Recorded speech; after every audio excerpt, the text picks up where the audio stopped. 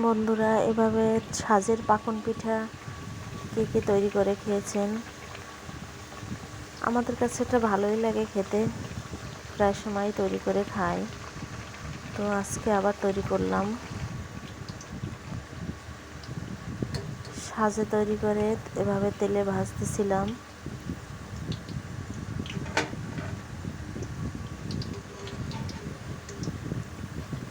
তেলে ভাজা হচ্ছে, একে একে তুলে নিচ্ছি।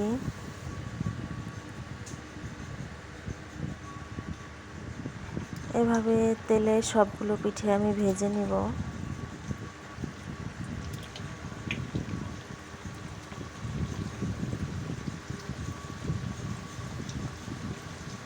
ভেজে নিয়ে আবার পরে দুধে ভিজাতে হবে, যেটাকে বলি আমরা দুধ পাকন। এই পিঠাটা দুধে ভিজালে বেশি মজা হয় খেতে।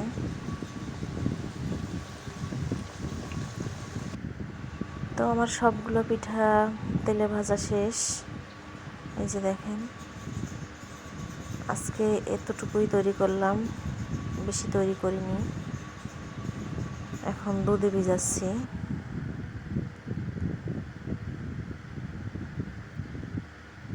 দুধে ভিজালে বেশি মজা হয়, বাদাম কিশমিশ দিয়ে বেশি করে দুধ দিয়ে ঘন করে দুধে ভিজালে ভালোই লাগে।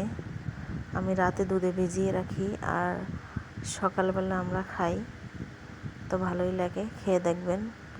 ভালো থাকবেন। আল্লাহ হাফেজ।